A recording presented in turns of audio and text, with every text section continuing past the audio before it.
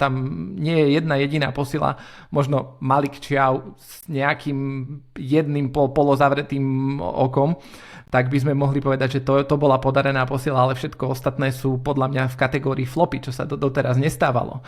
Lebo doteraz sme rozoberali, že či bol flop Anthony Gordon, ktorý bol zranený, alebo bol flop, ja neviem kto, ale Sandro Tonali, lebo mal dištanc a podobne, ale teraz naozaj keby sme mali vyberať flop sezóny, tak si nevieš vybrať, lebo tam sú 4 mená, ktoré ti naskočia. Hej? Či je to Visa, či je to Elanga, či je to Jacob Ramsey, ktorý zase podľa mňa nedostáva vôbec priestor. Nerozumiem prečo. A možno ten argument o tej Lige majstrov a podobne, to by som bral a to vieš ospravedlniť výsledky do februára alebo kedy sme z tej Ligy majstrov vyleteli.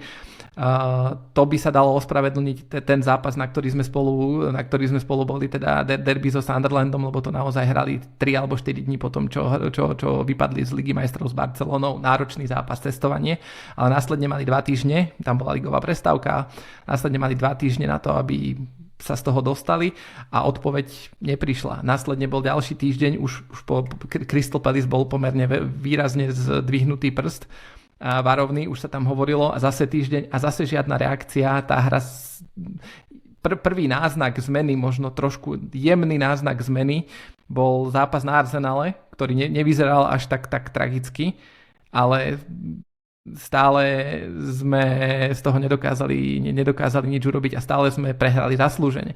To znamená, tam, jak sa nemýlim, teraz v lige ťaháme 4 alebo 5 zápasov prehratých. Náš posledný vyhratý zápas je našťastie na Chelsea, čo vďačíme Roseniorovi, hej, že teda také našťastie ti dám, že uvidíš.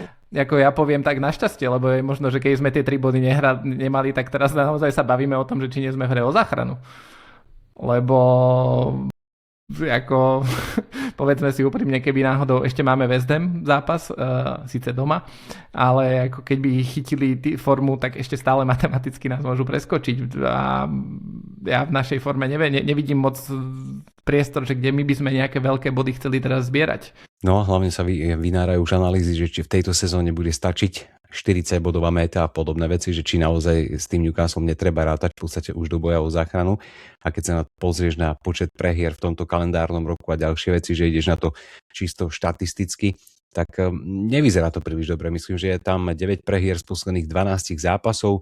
Keď sa pozrieš na celú sezónu, tak je to 16 prehier, čo je najviac v podstate od toho ročníka, keď Newcastle zmenil majiteľov. To bolo 17 prehier, keď Eddie Howe menil, to už mnohí aj zabudli, Steva Brucea a podobné veci, takže naozaj je to tam veselé